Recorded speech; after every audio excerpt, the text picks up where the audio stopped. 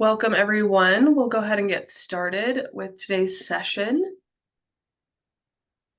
As a reminder, for continuing education certificates, the way that we keep track of your attendance in today's session is through our Zoom names. So if you can ensure that your Zoom name matches whatever name you will be using on your evaluation and would like on your certificate, that will help us keep track of everything. You can do that by clicking on the three dots in the top right corner of your name and then click on rename.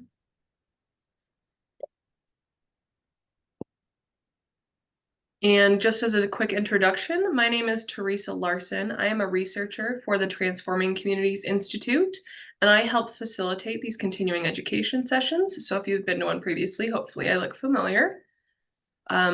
I will be facilitating all of the technical pieces of today's event. I will be monitoring the chat so that you can ask questions throughout today's session. You can do that either through private messages to me or public ones to the whole group. I am also the facilitator for the continuing education certificates. So if there's any specific questions about those certificates, I'm the person to reach out to. And if that comes up later, you can email me at teresa.larson@usu.edu. It is the email associated with your registration information. Before I introduce our presenter today, I would like to provide the USU land acknowledgement. And as a land-grant institution, Utah State University campuses and centers reside and operate on the territories of the 8 tribes of Utah, who have been living, working, and residing on this land from time immemorial.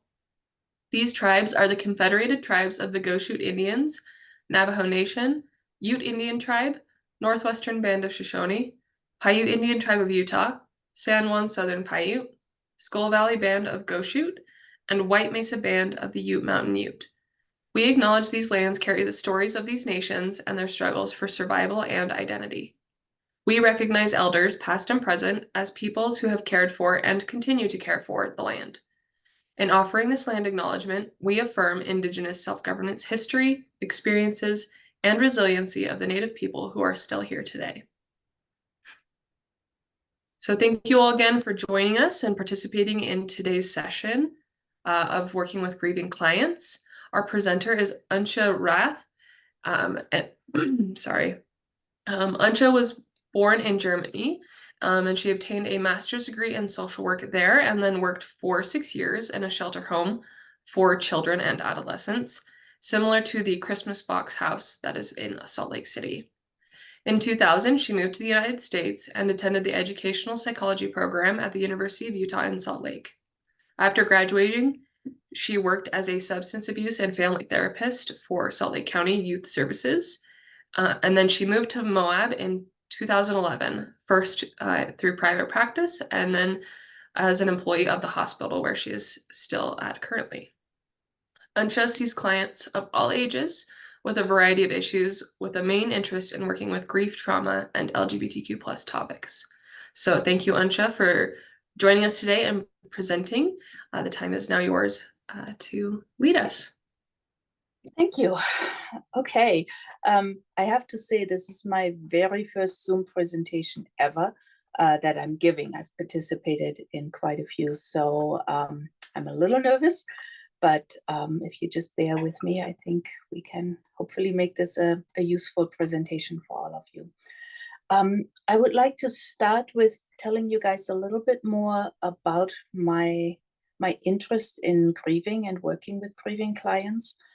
And I'm going to share some personal information, but I think more than in any other form of counseling, I think if you work with grieving clients, your own person becomes a very important part of the equation. Your own background, your experience with grief, your issues with grief. And so I think it's helpful to know a little bit more about my background, and then that will explain a lot about my approach to working with grieving clients. My son died in 2003. I had been pregnant, super easy pregnancy, no issues whatsoever. and then developed severe preeclampsia at 27 weeks, and he had to be born via C-section. And 17 days later, he died. His name was Christopher. And I still get a little choked up about it, even though it has been 21 years at this point. He would be 21 this year.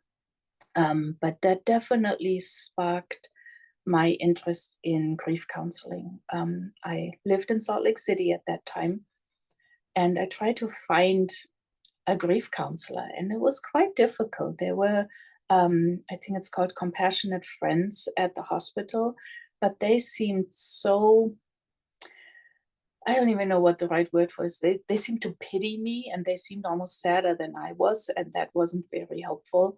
And I was in the middle of my master's degree, so I started learning about grief and grief counseling, and have kind of built on that ever since.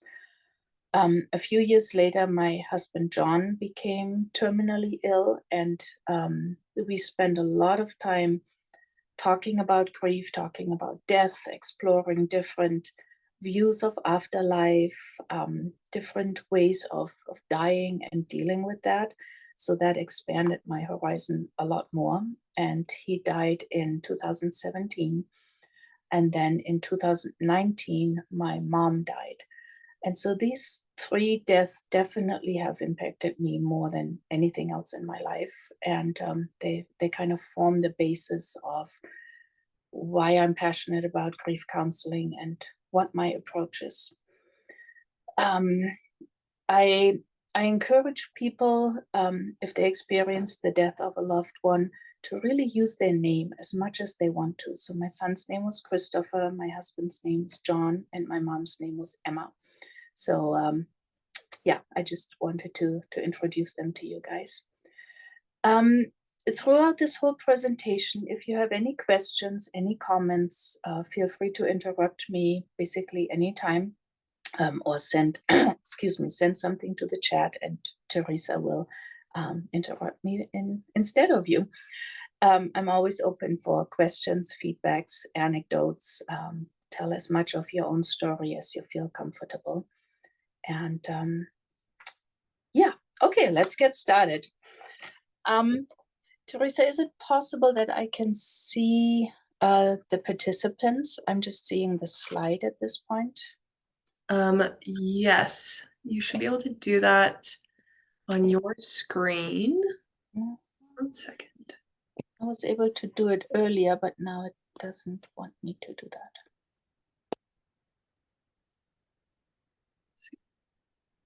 There should be an option for how you view things in the top Yeah, right. it was there when there wasn't a slide, but now with the slide, I can't see that anymore. Yeah, it's okay. I'll just pretend I see you all. So, okay. Let's start with definitions and myth. And definition is really, there isn't a whole lot to it. The definition for grief is basically, grief is the reaction to a loss, including all the thoughts, feelings, and behaviors that come with it. Most often that refers to the death of a loved one, but it doesn't have to be. It can be the loss of a friend. It can be, a friend moving away. It can be the loss of health. It can be parents are divorcing, the death of a pet, or any other loss that impacts us. And mourning is generally considered the outward expression of the grief. And lots of that depends on your culture and your background. The grief process looks different for every person. It depends on your personality, your age, the kind of loss you experienced, how close the person was to you, or whatever else was important to you, your cultural and religious backgrounds, your own mental health, your coping skills, and all of that. People often, particularly younger ones, ask me, what are appropriate feelings to have with death, with grief? And generally, every feeling, every reaction is appropriate, particularly in the beginning. And we'll talk a little bit more about that later. Grief generally softens over time. It doesn't, very, very rarely, it goes away completely, but it definitely softens over time. And the DSM-5, yeah, does not consider grief a mental health problem in itself. It only, the powers that be only consider grief a mental health issue if it lasts more than a year and has not decreased in intensity. There's, of course, a whole list of criteria, but the most important one that I found in the DSM-5 was the duration and severity of the bereavement reaction clearly exceeds expected social, cultural, or religious norms for the individual's culture and context. So basically what they're saying is, if it doesn't fit with your background and you're still kind of outside of the norm after about a year, then it is considered a mental health issue. For kids, the time frame is shorter. It is 6 months. So if a child still has the very intense grief reaction after 6 months, that is considered complicated grief. Prolonged grief disorder, not complicated. I struggle with that a little bit because it really depends so much on the context, on the healing process, on the extent of the grief, on the relationship to the person who has died. So I struggle putting timeframes to that. On the other side, I do find it helpful that the DSM-5 has a diagnosis that I sometimes can use, but often people come to grief counseling way earlier than that, or they come later, but their grief has changed and then it doesn't fit the criteria anymore. So I rarely use the DSM-5 criteria diagnosis. I usually, if I have to diagnose a person, I do severe stress reaction or anxiety disorder or depression, whatever fits the best. Any questions so far?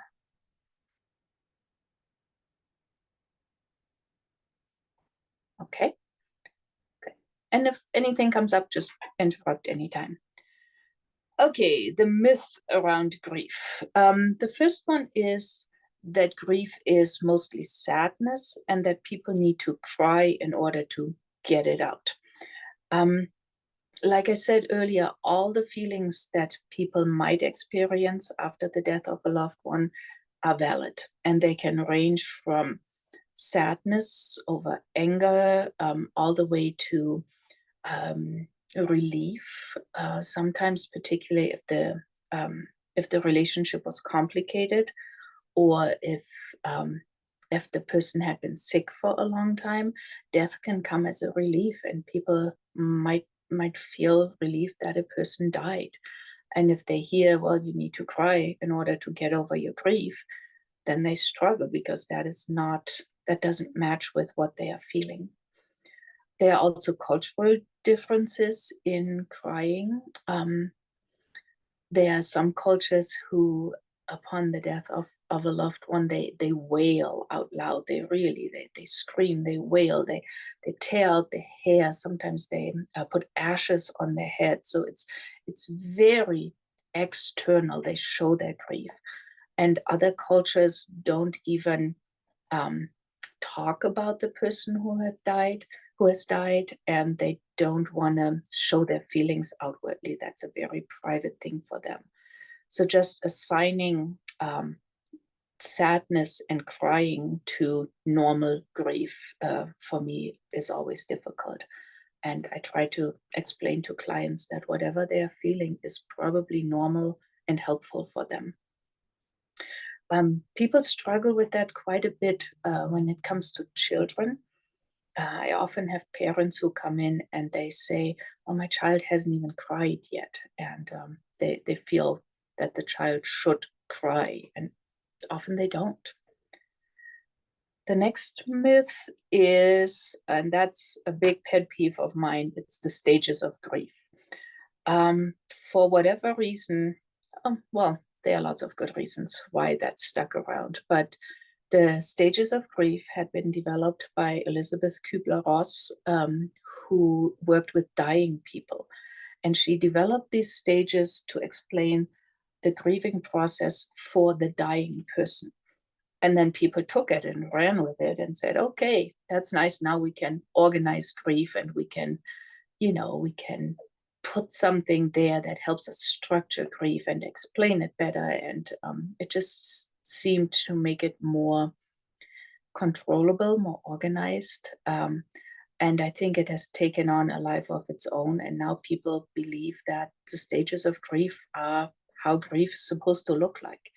And it's not. Grief does not develop in stages like that, very rarely. And if people know about the stages of grief, they have expectations that that's how they should feel and how they should progress through grief. People, particularly professionals who use the stages of grief, expect their clients to progress along those stages. And then they're kind of confused or even critical when the client does not do that. Clients feel guilty or crazy if their grief looks very different from the stages. And so I've just, every time that comes up, I basically tell people to forget about the stages, just go with what the client brings in and don't expect things to go in a certain order. It just doesn't. Grief doesn't work that way. Another myth is that time heals all wounds. And that is not always true. Like I said earlier, grief softens over time for most people. But for somebody whose child has died or life partner, or sometimes even an animal, there's a hole in your heart and that's going to be there forever. We had a family dog when I was 12 and he died when I was 21 and I wasn't living at home anymore. And even to this day, when I walk into my mom's back door, I still expect him to be there. That little hole inside of me is still there, even though I wouldn't say I'm still grieving this dog, but the wounds don't always go away. And if you experience more grief, then sometimes the old grief gets kind of opened up again, and you find yourself kind of almost in the same spot that you were before. So time doesn't heal all wounds, but we do learn over time to live with those wounds and integrate them into our life. Anja, we've got a question in the comments. This is kind of going back to the stages of grief. Mhm. Would maybe like a rephrasing of would it be appropriate to use normal reactions to grief, or is there like another phrase that might be more appropriate? Um, Normal kind of almost has the same, it creates the same expectation that there should be a normal. And I would say all reactions to grief are normal. They might be a little more unusual for some people, but they are all just part of the normal human reaction to death and loss. So I would even be careful with the term normal. Valid is a much better word. Yeah, just popped into my head. Yeah, all reactions to grief are valid. Great, thank you. Mhm. Antia, can I jump in? This is Jen. Hi. Of course. Hi, Jen. Hi. Something you were kind of talking about the stages and how sometimes the professional can expect a client to go through those stages and then find it problematic when they don't. And I do think that so often that's an issue that we need to sit in the place of expert and like we know what's supposed to happen and it has to go like this. Mhm. It doesn't necessarily serve our clients in any way. We're supposed to meet them where they're at, not say, here's what you need to do, right? And so I think Absolutely. that just really resonated with me, that piece of, we can't say clients are expected to do X, Y, and Z. They're going to be where they are, and we have to learn to apply theories to work with them wherever they are. Absolutely. Thank you. Yeah, that's a great comment. I think particularly in grief work, it is so important to know yourself as a therapist, as a counselor, and know your buttons. and your prejudices. I've worked with some therapists who came from a religious background, and their first reaction to a grieving client was a religious reaction. You know, they're in a better place now, they're in heaven, you know, God's plan, all of that. And particularly as a therapist, I find that so dangerous. And then on the flip side, the first few years after my son Christopher died, I was not able to work with moms or parents who had lost a child because that was just way too close still. By now, I can do that, but I've done a lot of work on myself and I know how I react in those cases, and I'm keeping a close eye on myself for sure. But yeah, it is very important to meet our clients where they are and work with their frame of reference and guide them, be next to them on the way and not be the experts in this case. Yeah, thanks, Jen. Thanks.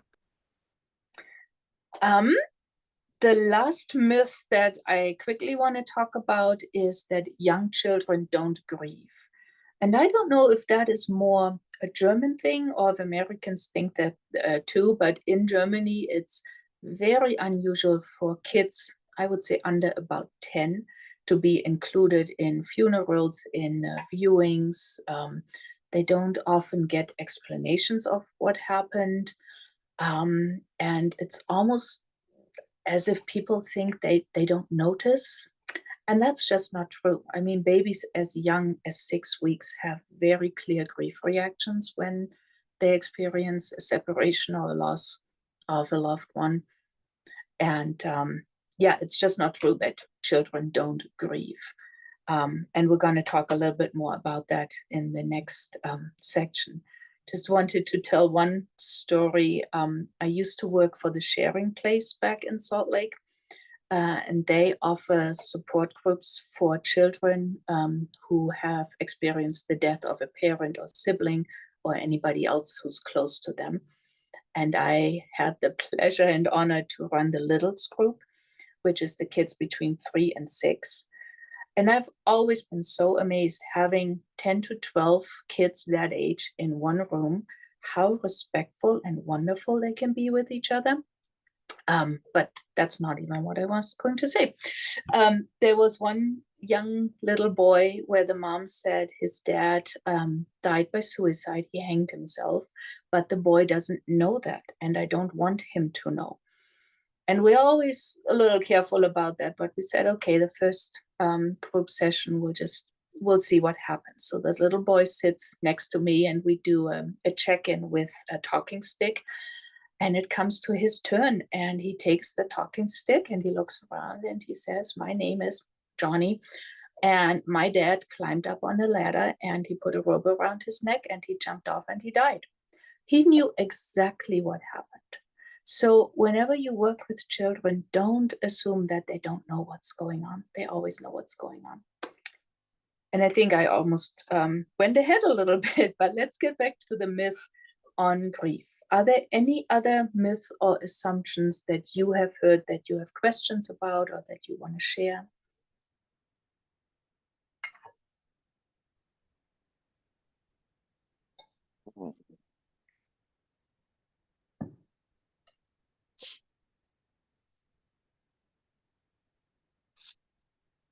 Okay.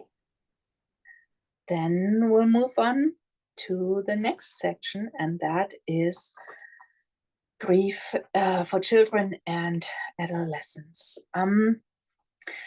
So like I said before, even very young infants grieve already. When you think about kids, the first 3 years of their life, they don't really have an understanding of what death is. They notice that something is missing, they notice that somebody is missing, but death is much too abstract for them to understand on any kind of cognitive level. They are often still in the place of magical thinking.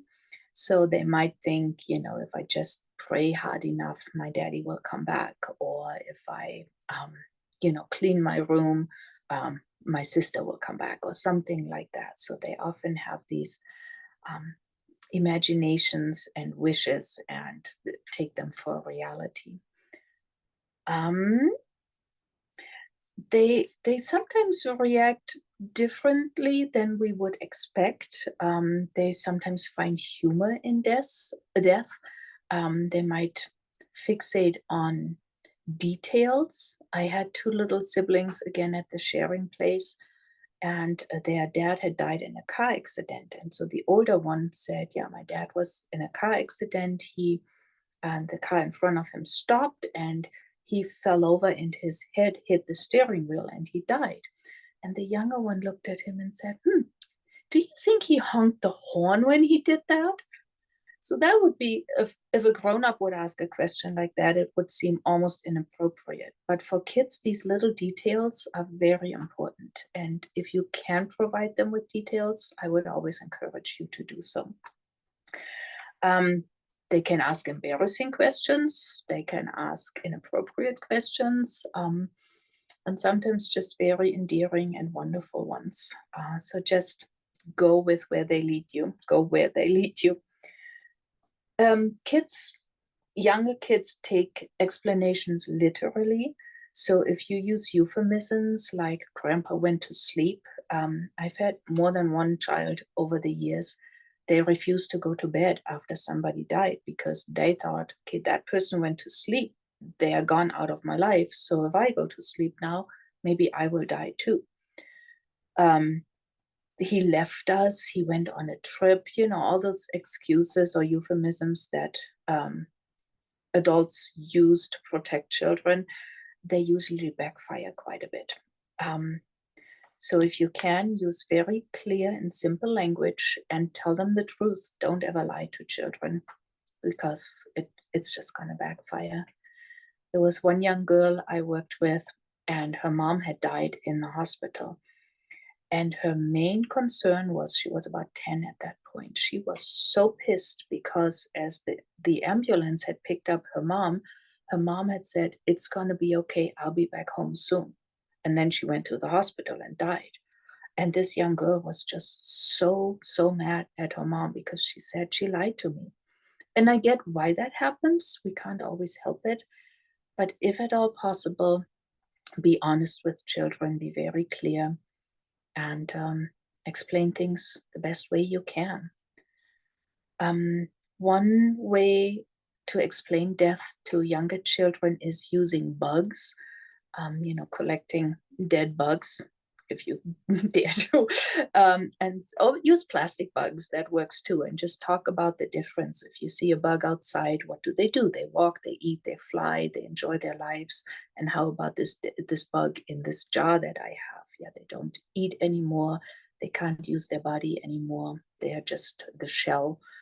And that often is helpful for children to have this comparison.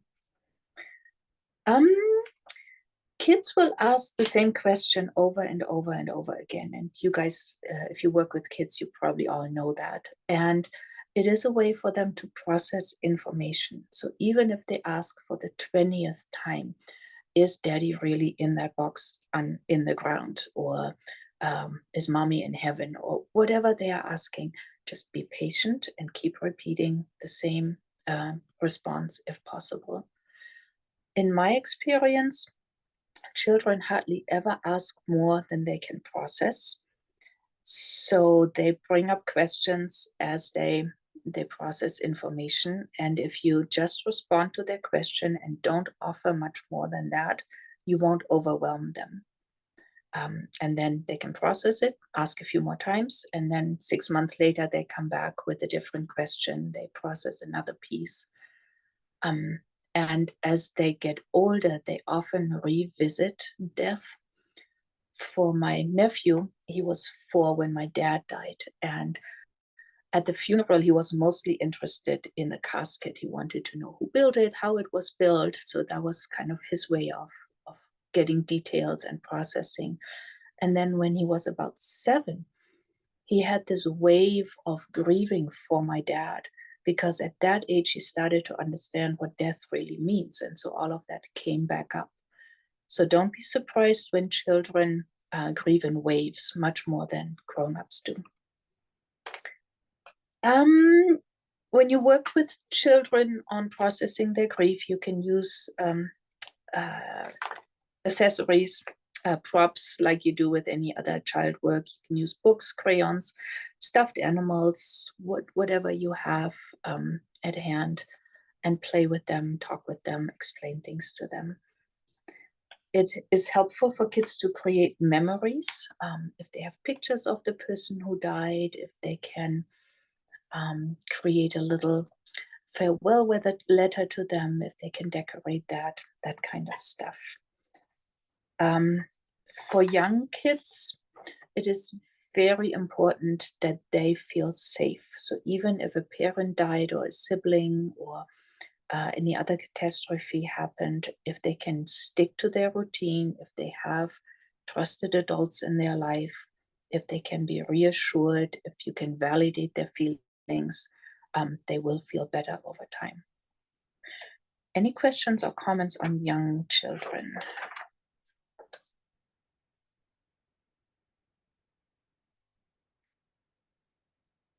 Okay. Auntie, this is Jen again. I'm sorry if you want me No, not, you're fine. I won't, but I know it's hard when you're presenting and no one's saying anything. No, that's all. I think it's funny how often we do underestimate children and we forget about, their experience and meeting them where they're at instead of applying like how adults grieve to children, saying, okay, this is developmentally where they're at and how their needs work and how they work, just generally speaking. And I think one of the things that, you've talked about several times throughout this discussion is how important it is to work with the parents, guardians, caregivers involved, because they really feel so uncertain about what to do. And I think anytime we're working with kids, we have to make sure we're including those people so that Absolutely. yeah, I think sometimes we forget that. We focus on, this is my client, this little person, and loop in. Yeah, and particularly if it was a family member who died, I mean, the other adults in the family are dealing with their own grief and they need to take care of children, and that can be very difficult. Yeah. Yeah, I noticed over time that children, particularly as we move on to a little bit older children, they often put their own grief on hold and take care of their parents first. And once the parents are kind of over the first year of grieving, kind of this intense phase, that is often when the children start showing much more grief reactions than they did before. And then everybody around them is all confused because they thought, oh, they were dealing with it so well, and now all of a sudden they are not anymore. But I think children instinctively try to protect their parents, and they hold themselves back when they notice that their parents are struggling. And so that can often really skew the whole grieving process. Right. And they worry about upsetting them, about Oh, talking yeah, about their own sadness, right? Like, I'm going to make it worse if I bring this up or talk about exactly. it. Yeah, I don't want to make mommy cry. And yeah, absolutely. Yep. So as children kind of get a little older, kind of school-age children, like I said before, their earlier grief might come back in waves. They have a bit better understanding of what grief means. Usually at about 7 is when children realize what death really is, and also when they start realizing, my parents are going to die at some point, I am going to die at some point. So that can be, even for kids who haven't had a significant death in their life, that can be a really difficult time to kind of adjusting to, how am I going to be in a world where people die and where I'm going to die? The main concern for kids of the school age is, who's going to take care of me? If mommy and daddy die, who is going to take care of me? And that might sound amazingly selfish, but that is how their minds work at that time. They can't think about the bigger picture. They really talk about, if something happens to you, who is going to take care of me? And I always encourage parents to talk to their kids about that. We have something in place. If anything bad ever happens to us, Aunt Jen will take care of you, or, grandma, or, talk to kids about that for sure. Another really important grieving task for kids that age is, did I cause the death? Was this my fault? I yelled at dad and then, he got in the car and had a car accident and then he died. Was that my fault? Or they were mad at the teacher and wished in their mind, oh, I wish she would die. And then she actually dies for some other reasons. And so comforting children and explaining death to them and making sure they know it is not their fault is really important. School-age kids often regress in their behavior after they experience a death. They return back to much younger behavior, thumb sucking, peeing their pants, that kind of stuff. Kids are often way more clingy after the death of a loved one, which makes so much sense, right? They want to hold on to the people that are still in their life. They have lots of questions, and if they feel safe enough, they will ask those questions. So if you are a person who can sit with kids and encourage them to ask questions, that would be wonderful. They don't always want to talk, and that's okay too. I often recommend to particularly parents, just leave a few books around. Books, there are lots of books that are geared towards children about grief. And if they're just around the house and kids kind of pick them up and read and learn some words and some vocabulary, then they will ask questions eventually. So just make it kind of not that important that they talk, just be open if they want to. Make sure that they know that all feelings are okay and validate their feelings, but also talk to them about behaviors that are not okay. Particularly as kids moving into adolescence, they might engage in difficult behavior, like cutting or as they get a little older, drinking drugs and that kind of stuff. So definitely talk about feelings are valid, not all behavior is okay. Anja? Yeah. We've got a question in the chat of, do you have a book list you would be willing to share or can refer us to? I can definitely share a book list. Yeah, I need to update it a little bit, but I have one and I'd be happy to send it to you if you want to send it to other people then. Yes, I can put that in our follow-up. Perfect. Yeah. Yeah, good question. And it's also changing a lot. I mean, when I started learning about grief, there weren't that many, and by now there are so many wonderful books out there. So I'll pick a few good ones and send you a list for sure.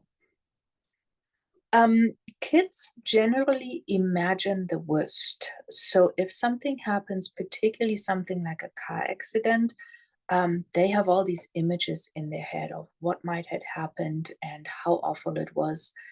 So if at all possible, give them the facts. I know that is not always easy, particularly if you're involved as a parent or a close relative to the kids. But as therapists, hopefully we can help them to find out the facts and say, what do you need to know? What are your questions? And help them to find the grown-ups who can answer those questions. If there is anything going on like memorials, rituals, funerals, if the kids want to be involved, give them some space to do that.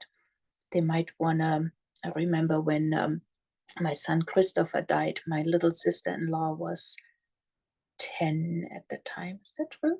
9. She was 9.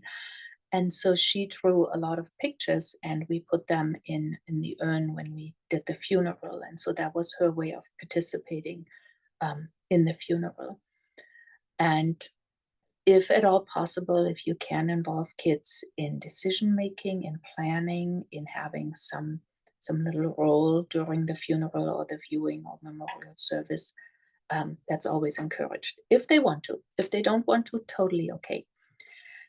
If they do want to be at the funeral, make sure they know what to expect. They've never been in a place like that. They don't know, what do I see? What's going to be happening? Is the dead person going to be there? Will I see the dead person? Can I touch the dead person? So definitely prepare them as much as possible. That is school-age children. Okay, before we move to teenagers, any more questions on kids and young kids and school-age kids? Yes, we actually have one in the chat. Do you have guidance on giving facts with young children and school-age children that are survivors of suicide loss? Oh, that's a tough one for sure. Yes.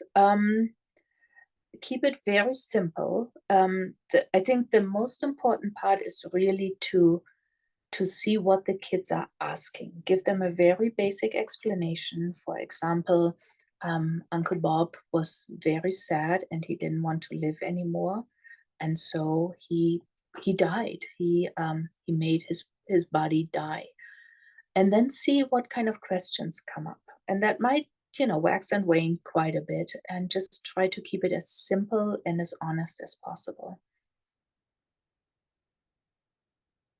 Does that answer your question?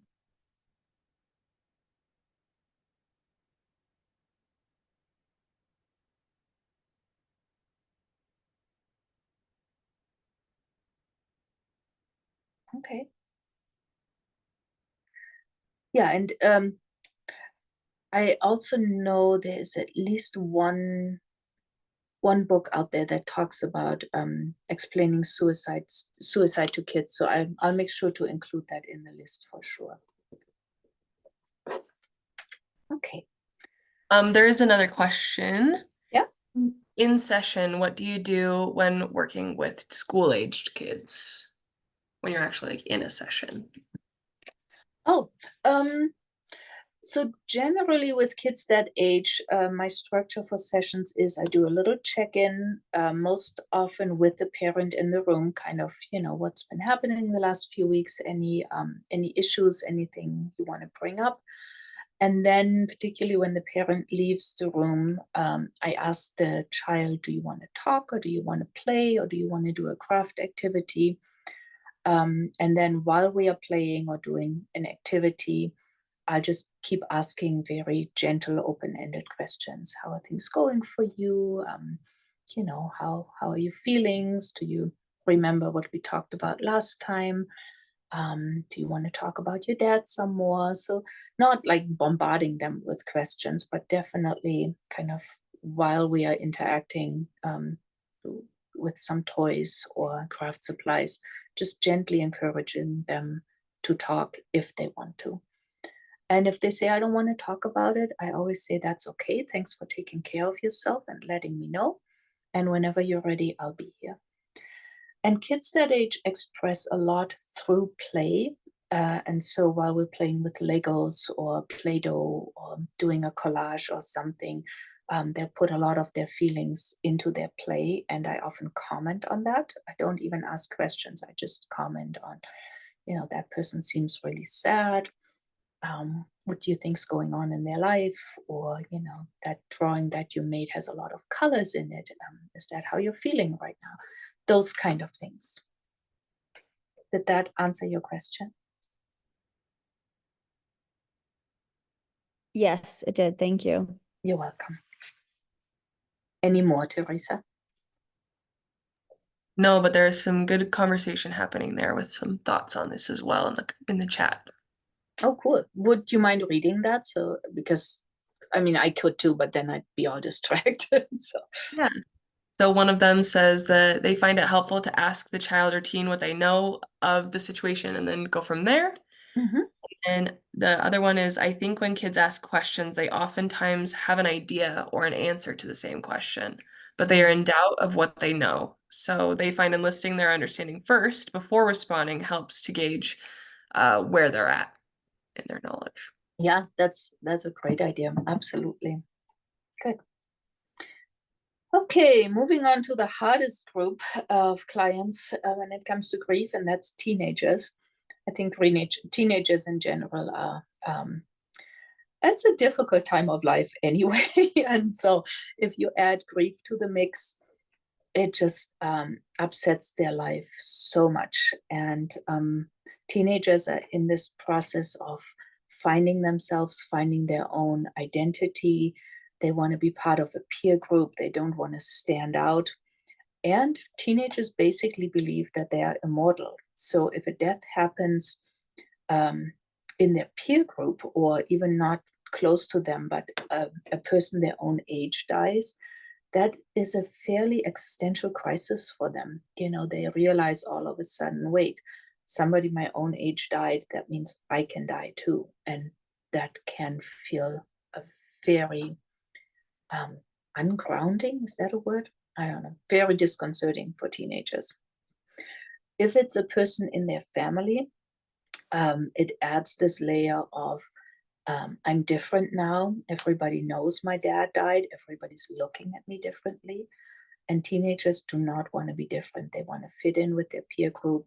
They want to be unique, but they also want to fit in. So they often hate talking about what happened. Many teenagers have a hard time talking to adults about what's going on. So they don't want to talk to a counselor, they don't want to talk to a teacher, but they do talk to their peers sometimes if they have a supportive and good peer group. And often they don't want to talk about it at all. They want to be distracted. They don't want to think about what happened. They want to listen to music. They want to play video games. They just want to pretend it didn't happen. So it can be very difficult to talk to a teenager about death and grieving. What has worked best in my experience is grief groups for teenagers. I've done a few at the high school here, and it's just amazing how respectful these kids are with each other and how much wisdom they bring to the table and how they help each other. I mean, the adults can really step back. I usually start the session, I give a few prompts, and then the kids interact with each other. And it's wonderful to see how helpful they are for each other. Let's see, where am I? In those groups, it is very common, and also in individual counseling, that they swear, that they use very disrespectful language. And I think as a counselor, you need to be prepared for that. You can't have the standards of, oh, you have to behave, because if you're grieving, particularly as a teenager, you're angry often, and you want to be able to express that. And counseling hopefully is a safe place where you can do that. Particularly living here in Utah, I noticed that teenagers struggle with religion quite a bit anyway. And when it comes to death and their family is religious, that's often even harder for them if they don't find comfort in the religion of their family, and they veer off and don't believe in an afterlife, don't believe in heaven, and then they have to deal with that in addition to having to explain to their parents, well, that is not comforting to me. So that can be a really big topic for teenagers. And I always very carefully ask about belief systems, how comforting they are, what other thoughts they might have, and if they have any questions about that. It is very helpful for for teenagers to express themselves with music, with art, journals. So when you have a teenage client, giving them opportunities to express themselves by bringing in their own music, by creating a piece of art together, by creating a memorial of some sorts, that can be very helpful. The thing that most teenagers, and I hate to use the word enjoy in this context, but when I do grief groups, there's always one session that focuses on dumb things people say after somebody dies. And that is one where they can really, talk about, my neighbor came over and said, oh, he's in heaven now. And I was so pissed at her because I don't believe in heaven. Or, those kinds of things. I know how you feel because my dog died is one that often comes up, and that just, grieving people hate that comparison. So that is one activity that teenagers can really get into, and that can help them release a lot of their feelings and talk about it.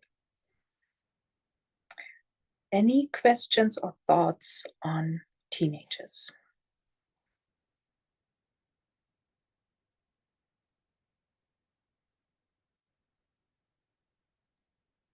We have a comment in the chat.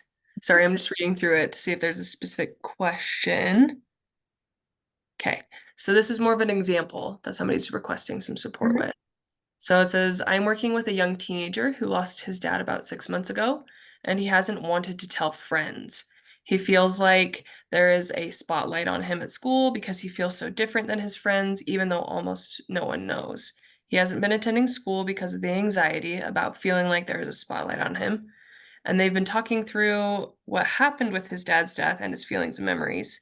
He seems to have good friends, and I think it might be good for him to talk to them, but I'm unclear whether to encourage that too much. What would be most helpful in session? Mhm. I would probably start with one friend, maybe even I often encourage teenagers to invite their friends to a session if they would like to. Or maybe even just finding the one friend who they feel the safest with and whom they can talk to, and start talking about it and see how the friend reacts. And maybe the surviving parent could reach out to the parent of the friend and they could prepare that together so that the other teenager is not completely surprised and shocked, but knows a little bit how to react and what to say. I would probably also involve teachers in preparing the class when the kid comes back to school, so that there's not this big hubbub about it if the teenager struggles with that. um, and kind of do a lot of preparation with the other adults in his life. And yes, I would definitely encourage the teenager to at least talk to one person about it and see how that goes, and then move on from there. Thank you. We've got another question, and it looks like also a response, so we'll go with both of those. So, if a teen's parent dies by suicide, how do we help them, especially if the teen too has suicidal ideation? And one person's response was, um, you can start by focusing on the teen's emotions and thoughts about it and helping them recognize like it's not their fault, that the parent's suicide is separate from their own self-worth and being loved.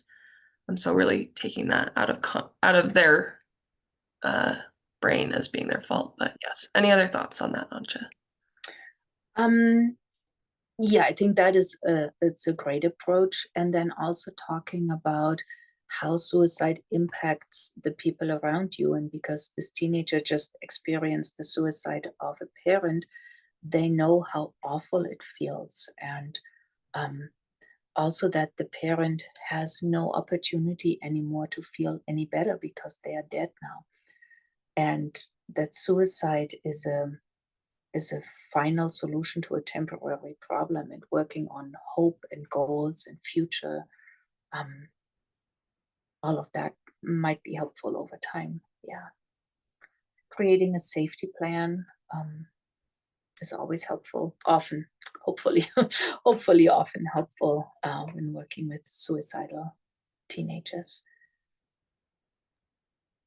All right, we've got two more questions in the chat, but I want to give a chance if anybody has verbal questions they want to ask.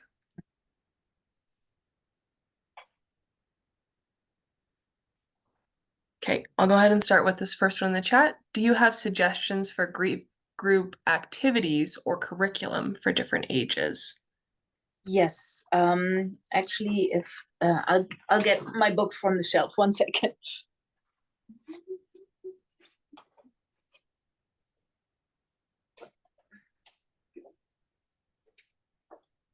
And I can put that on the book list too. But can you see this? Okay. Yes. Okay. So there are two different ones. There's one for adolescents and one for middle childhood. And I've used these for years, and they have great activities. They're a little more involved than what I can usually do at the schools here. But I just pick and choose the activities that I like, and that works really well. And I'm happy to put them on the book list too. Great. And then the last question in the chat for this is, what ideas would you suggest of a school or teacher preparing for a teen's return, especially if avoiding that spotlight effect? So I would give the other kids the facts, very little So it shouldn't be like dramatic, but just say, you know, Johnny's dad died and he struggles coming back to school because he doesn't want to be the center of attention. Can we all be supportive when he comes back and just treat him like we would usually do?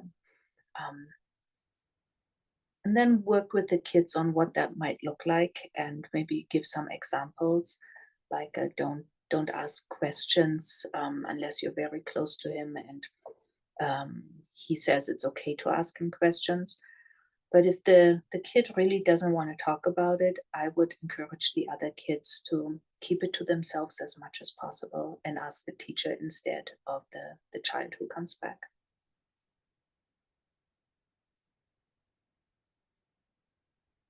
Okay. Any other questions? There are no more in the chat. Okay.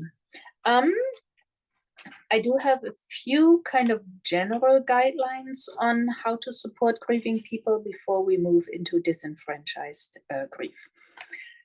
So kind of the do's and don'ts. The do's are talk to the grieving person, so don't avoid them. And that's less for a counselor, but more for like general when you interact with a person who is grieving. If you can, don't avoid them, just talk to them. Expect and accept a variety of emotions. If possible, use the dead person's name. Ask respectful and gentle questions. Listen, and that's probably the most important one. Just listen to them. If they want to talk, if they want to share something, be open to listen to them. But also be okay with silence and tears. And there often will be tears, not always, but often.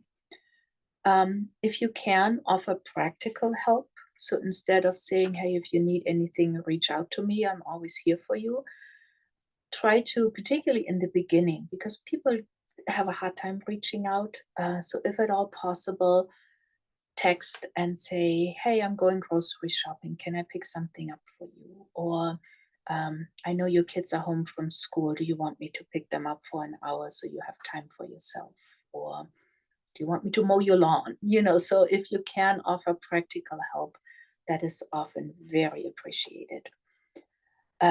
If you can remember anniversaries, and not just the first, because many people feel very lonely after, excuse me, after the first anniversary of the death is over, and kind of people move on with their life. And so if you can remember birthdays, anniversaries, Mother's Day is always a difficult one for me. And if people remember that and just acknowledge, hey, I know it's Mother's Day, I'm thinking of you today. Those things are so helpful. The don'ts, don't ignore the death or the grieving person. Sometimes people hesitate to bring up the topic because they don't want to make somebody sad, but they are sad already. So most people appreciate if you ask them, how is it going for you after, you know, John's death? How are you dealing with that? How are you holding up?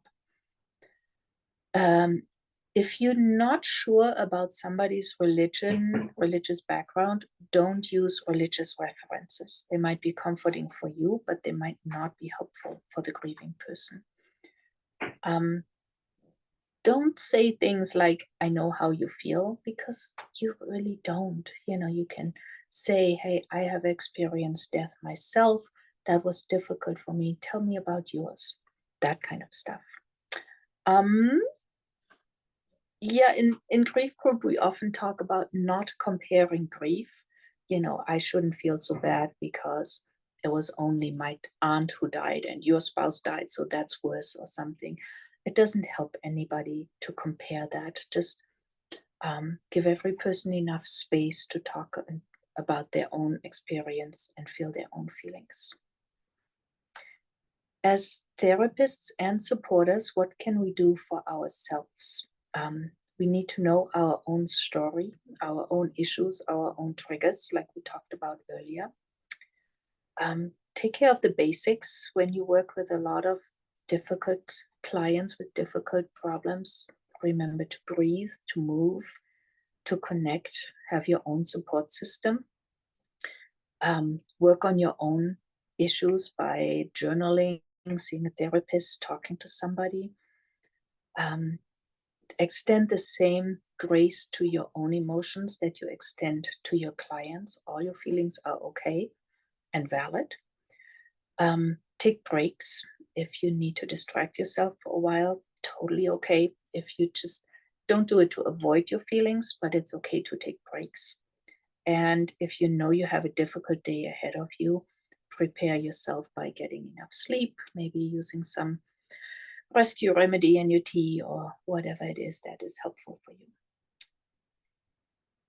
Any questions or comments before we move into disenfranchised grief? Maybe you were going to touch on this later, but I was curious about those who didn't experience death as a form of, and then grief because of that, but maybe they were paralyzed or they lost a limb, and there's severe functioning that has made them grieve Mhm. that loss, and maybe how you would approach that or walk them through that or help them. It's very similar to helping a person through the grief because of a death. You know, you talk about what are the feelings that are coming up for you, what are your coping strategies, what's working, what's not working, um, how can you make meaning out of this experience? Uh, yeah, it's very similar to basically any other grief, and sometimes just validating that people are grieving for the loss of functional mobility or whatever it is helps a lot. And that is part of the disenfranchised grief, and we'll get to that in a moment. But yeah, definitely just yeah, validate their feelings. That's the most important part, and help them through that. Did that answer your question? Yes, thank you so much. You're welcome. Okay, disenfranchised, one second. Disenfranchised grief. The term was coined in 1989, and it basically refers to the feeling of loss that no one seems to understand and that you don't feel entitled to. So there are two parts to this. The first part is you're experiencing a loss. It can be death, it doesn't have to be death, and it's not openly acknowledged. It's not socially mourned or publicly supported. So it's kind of, it doesn't fit in the normal grief category. And that can be, and I'll get into more examples later, but it can be because the relationship is not recognized as significant. And so the person's grief seems disproportionate. Basically, what we always kind of jokingly say is if there's not a Hallmark card for it, it's disenfranchised grief. And the second part to this is you feel like you have no right to grieve. So you're experiencing all these feelings, but because it's not publicly acknowledged or validated, you feel guilty about grieving. Some examples for this are, for example, when your ex-spouse dies. You've been divorced for 10 years, you don't really talk much anymore, but then your ex-spouse dies and you have all these feelings, and people kind of go like, well, you've been divorced for 10 years and for good reasons, why are you having this reaction? Very similar if an abusive partner dies, or if you have an affair with somebody and that person dies, you're not even allowed to talk about your relationship. And then that person you love dies, and you have no way of putting that out in the open. Sometimes you can't even go to the funeral because the person's spouse does not know you exist or you have that relationship. It can also happen if, for example, a teacher dies or a coworker. Your relationship might be on the outside so distant that people don't understand why you are grieving so much. Why does this impact you so much? For us as therapists, if a client dies, that sometimes happens. And there's then even that dilemma, do I go to the funeral or not? Has that person told people that they're seeing a therapist? And in a small town like Moab, everybody knows I'm a therapist. So if I show up at a funeral, people probably assume I was the therapist of the person who died, and confidentiality and all of that. It often happens in queer or polyamorous relationships if the people are not out and their relationship is not acknowledged by families or society. And then one of their partners dies and they are not allowed to grieve openly. If the person who died was a criminal or an addict, and so society has a lot of judgment on that person, particularly if they died of an overdose. Or I remember a case back here in Moab where a criminal got shot by the cops because he pulled a gun on a cop and then he got shot. And so those kind of conflictual death, I'm not sure if that's the right term, but when there's a lot of judgment on the death, the whole area of perinatal death, infertility, miscarriage, stillbirth, or adoption, and on both sides for the person who is placing a child for adoption, but also if you're a parent who wants to adopt and the adoption falls through, there's a lot of grieving involved. And sometimes people don't acknowledge that and don't validate that. Another one in that area is abortion. Women can and do grieve if they have an abortion, and it's a valid grief. Just because they made that decision doesn't mean that they don't grieve. A new one for me that I grappled with for quite a while was online relationships. I have more and more clients who have online friendships and even online romantic relationships, and they have never seen that person in person. And so when that person dies or the relationship ends, their grief is absolutely real and valid. And I have to say that was one of my issues where I had to check myself and say, okay, it's a real thing and I need to validate that. And then what you just said, Todd, grief that is not related to death, either because of aging, immobility, sickness, or if you lose a job, if you lose your home, any and all of those deaths can fall under disenfranchised grief. What you can do to help is listen and ask open-ended questions, validate their feelings as much as possible. And the most helpful thing is probably help them to create a ritual, because often these kinds of situations are not associated with a ritual. We can't go to the funeral, or there is no funeral. And so having some sort of ritual that is meaningful for your client to honor their loss can be very helpful. That's all I have on disenfranchised grief. Any questions, any stories from your clients or your own experience?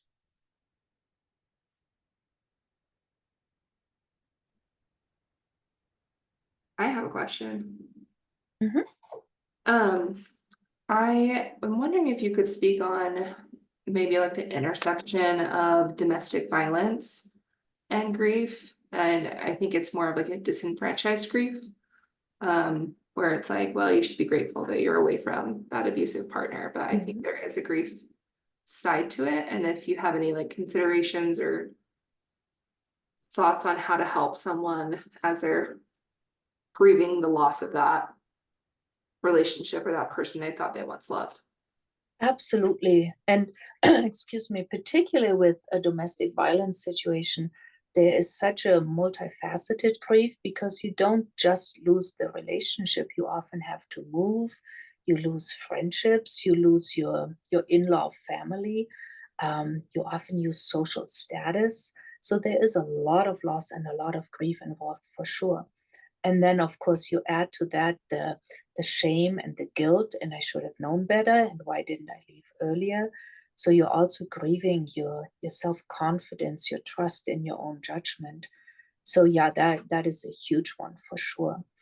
And I would say, kind of like with all the other grief, help the person express and notice those feelings, validate them.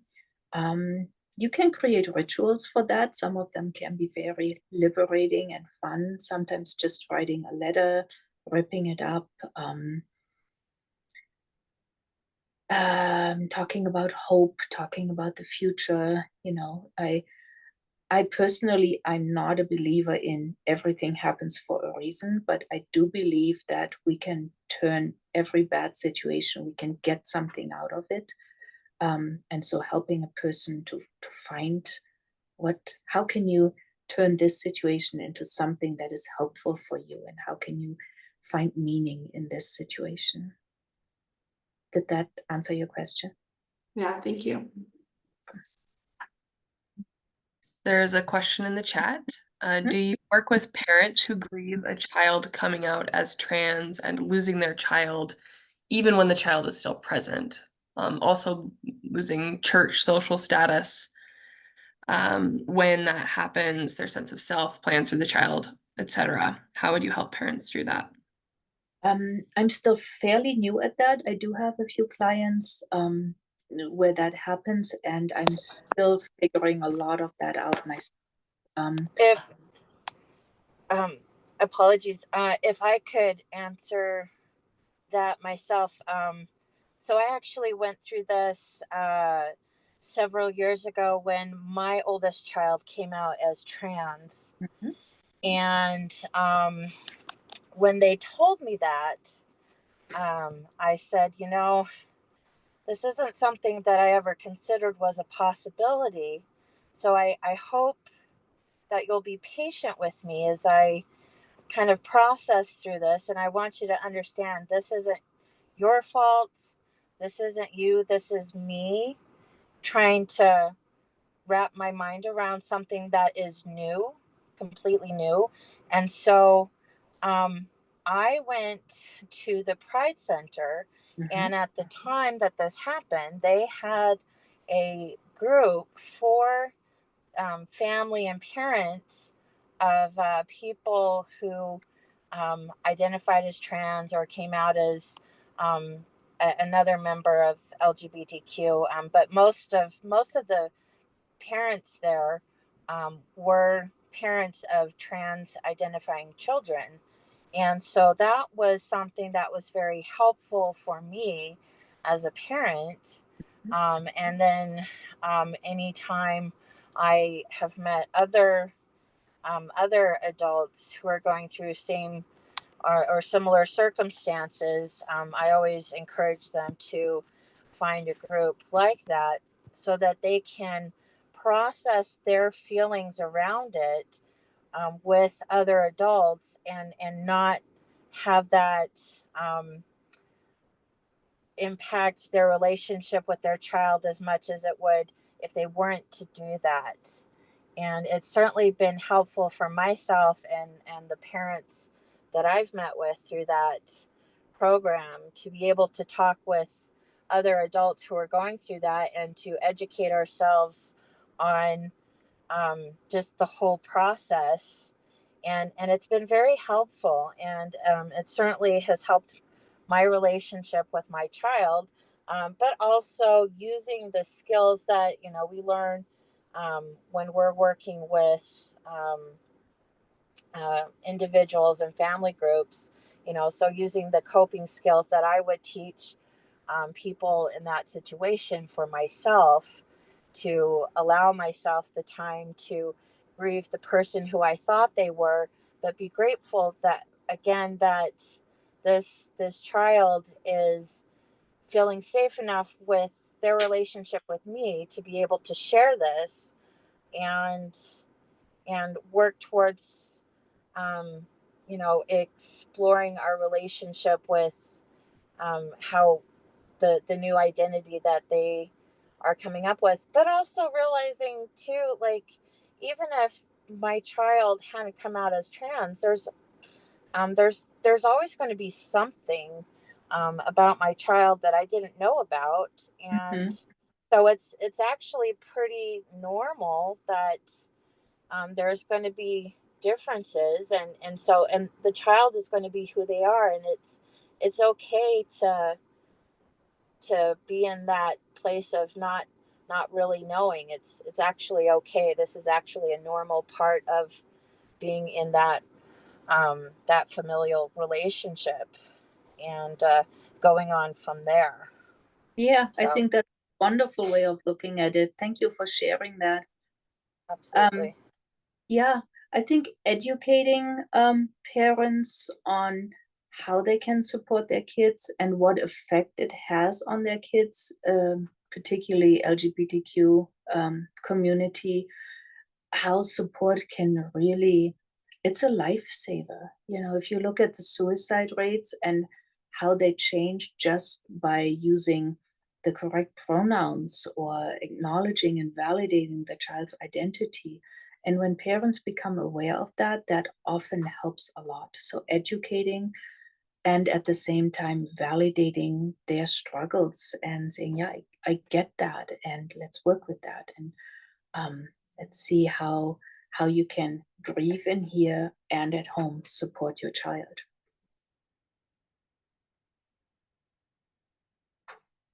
Okay. We have about 10 minutes left. Teresa wanted 5 minutes at the end. I can talk a little bit more about grief groups, or we can open it up for more discussion and questions. What would you guys prefer?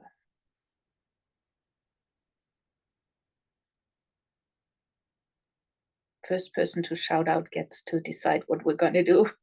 I have a question. You talked earlier about the stages of grief was maybe not a super helpful model to helping clients and conceptualizing grief. Is there a better alternative to, maybe there isn't a standardized stages of grief where here's the normal process, but more of a map that is some general guidelines as opposed to like a wide open field for clients or other people? Yeah, so there is one approach, and I can add that to the book list for sure, that talks more about the tasks of grieving. And you can do a whole other presentation on that, but that I find that much more helpful. So I'll definitely add that to the book list. Wonderful. Thank you so much. Of course. So I saw a few people wanted to talk about grief groups. Yes, in the chat. Good. So I'll make it fairly brief. So in general, I would say grief groups are one of the most helpful things that a grieving person can do to help them process through their grief. Generally, I would say there are about 4 things that help with grief anyway. And talking to people who get it is definitely one of the most important ones. The other ones are time and feeling your feelings, and exactly the opposite, distracting yourself, finding something else to do.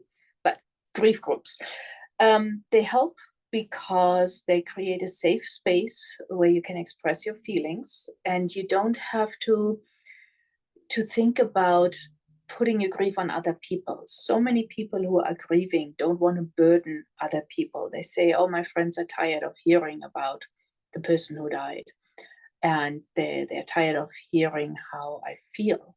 I personally had the experience 2 years after my son died. I had a doctor's appointment, and the nurse had asked me some questions. And of course, it always comes up pregnancy and stuff. And so I had told the nurse about Christopher, and I started crying. And so the doctor comes in and she said, what, you're still crying about that? I'm like, so I never went back to that doctor, of course. But in a grief group, people get it. They have all been there. They are there.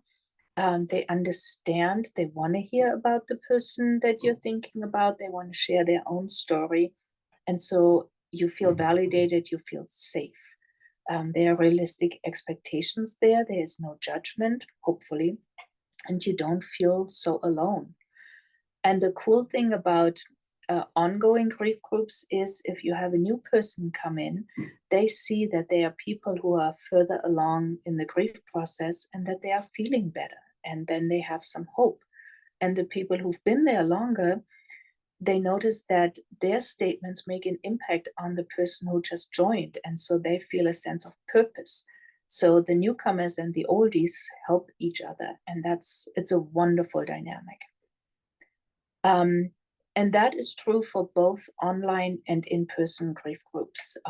When my son died, there was no in-person grief group that I was able to join, but I joined an online support group, and that was a lifesaver. I mean, at 3 o'clock at night, when nobody else wants to talk to you, you can log onto your computer and talk to people all over the world who have been there and who know what you're feeling and who are willing to talk to you and listen to you. If you do start a grief group, it's important to have some ground rules. In ours, we only have 3, and they are basically keep everything confidential. So don't tell other people in your neighborhood or something about the people in the group. You can talk about your own experience, but not about what other people share. Wow, I totally lost my train of thought here. Just basic respect, no interrupting, no dominating the group, no unsolicited advice, no sexual, racial, religious slurs, that kind of stuff. And the third one is take good care of yourself. If you need a break, take a break. If somebody asks you a question you don't want to answer, just say, no, I don't want to talk about that. Grab a Kleenex, whatever you need to do. It's your job as the facilitator to kind of create a safe container. And that's why I always start with the ground rules, introductions, do a little check-in, and I always end with a short meditation.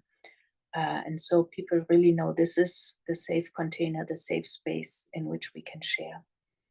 And make sure as the facilitator that everybody who wants to get some time and space to share parts of their story as much as they want to.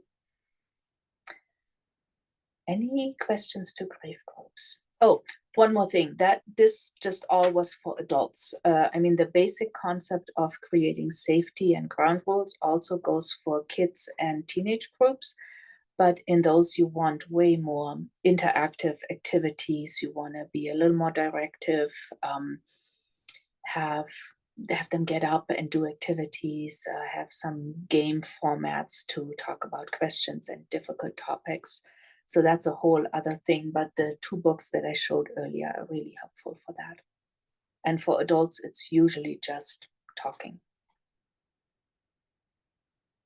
Any questions on that? I don't have a question, but could I share one of the rules that I have in one of my groups or in my group? Absolutely. One that I found is helpful, and I think it was kind of born because situations came up in a group, is don't judge your loss like based on someone else's.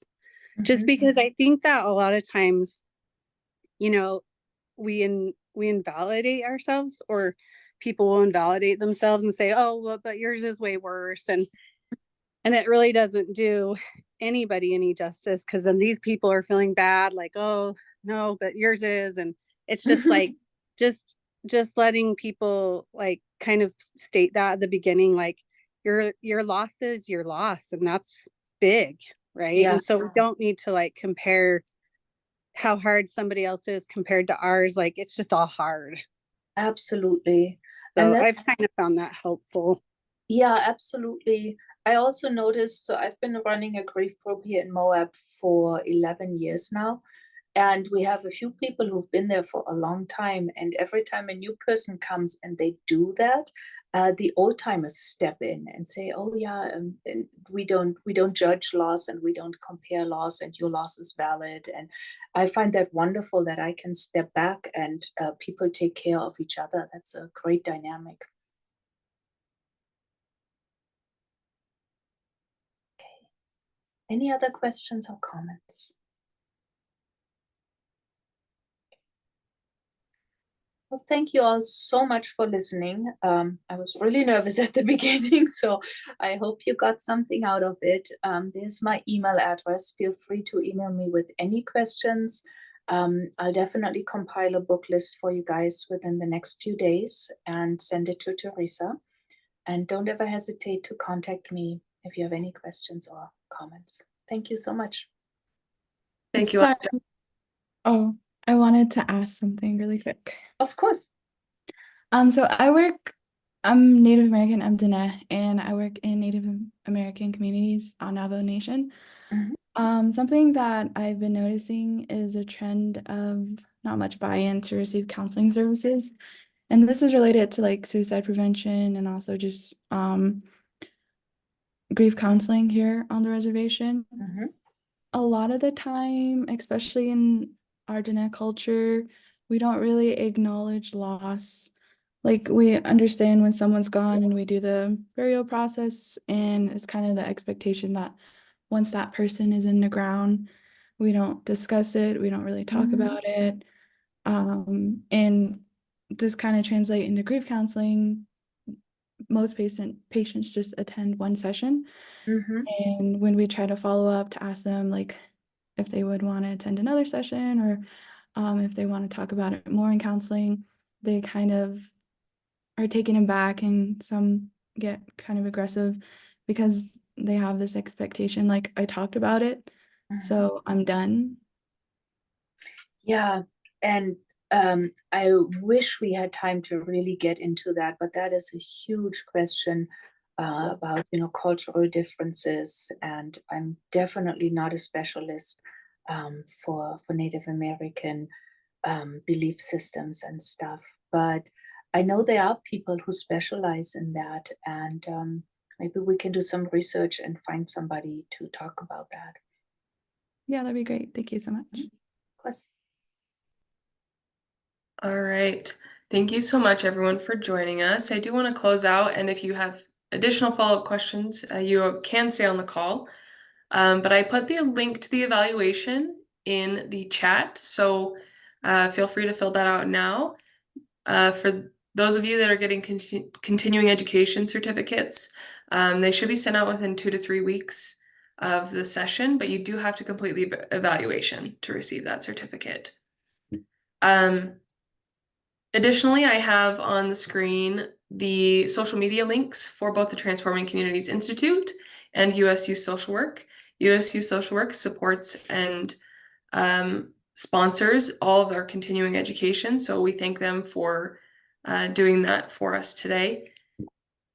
And then, let's see. I think that's everything on my end, but thank you, Ancha, for being so wonderful and providing us with this valuable information and doing your first Zoom presentation. I know, woohoo! Thank you so much for this opportunity. It was fun. Yes.